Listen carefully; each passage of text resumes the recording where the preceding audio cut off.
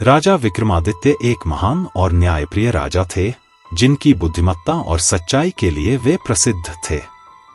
उनके राज्य में शांति और खुशहाली थी। राजा रोज मंदिर में पूजा करते थे और लोग अपनी समस्याएं लेकर उनके पास आते थे। एक दिन वहां एक साधु आए, जो राजा को रोज एक फल भेंट में देते थे और बिना कुछ कहे खड़े रहते। जब राजा ने उनके द्वारा दिए फलों को काटा, तो उन्हें उसमें हीरे और रत्न मिले। राजा ने अगले दिन साधु से मिलकर उन कीमती रत्नों को वापस दे दिया और कहा कि वे ऐसा उपहार स्वीकार नहीं करना चाहते। साधु ने बताया कि उसने ऐसा राजा का ध्यान आकर्षित करने के लिए किया था और एक यज्ञ में उनसे सहायता मांगी। साधु ने राजा को रात को अकेले आने को कहा, जिसे राजा ने मान लिया।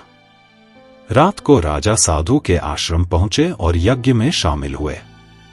साधु ने राजा को कहा कि यहां से 2 कोस दूर एक पेड़ पर एक मुर्दा उल्टा लटका हुआ मिलेगा, उसे उस मुर्दे को उनके पास लेकर आना है।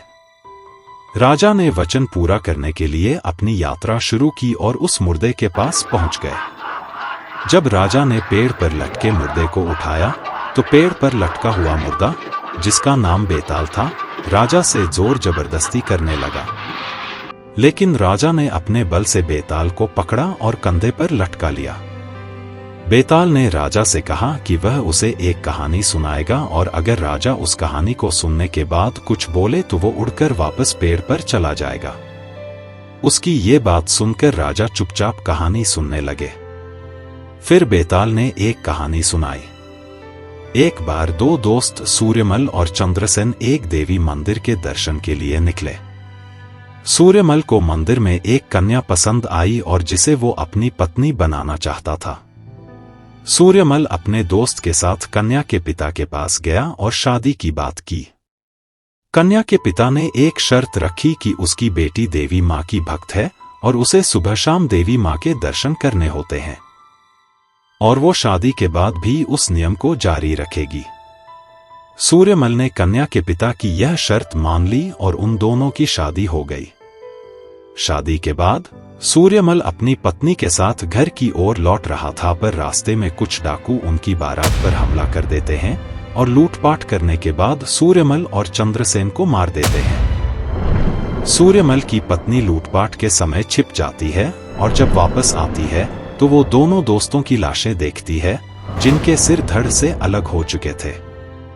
पत्नी अपने पति सूर्यमल के मृत शरीर को देखकर रोने लगती है और प्राण देने लगती है। तभी देवी माँ वहां प्रकट होती हैं और कहती हैं कि वो अपने प्राण ना दें, और कहती हैं कि वो उन दोनों को जीवित कर देंगी। देवी माँ कन्या को बोलती हैं कि तुम जल्दी से उनके सिर और धड़ को जोड़ दो, और ये सुनकर खुशी खुशी में और जल्दी में पत्नी गलती से सूर्यमल के सिर को चंद्रसेन के धड़ पर और चंद्रसेन के सिर को सूर्यमल के धड़ पर जोड़ देती है, और वो दोनों जीवित हो जाते हैं। और यहीं पर कहानी समाप्त हो जाती है। कहानी समाप्त होने के बाद अब बेताल राजा विक्रमादित्य से पूछता है कि अब वो कन्या किसे अपना पति स्वीकार करेगी। राजा विक्रमादित्य ने बहुत सोच विचार करने के बाद उत्तर दिया कि सिर शरीर का मुख्य अंग होता है और वही सारे अंगों को नियंत्रित करता है।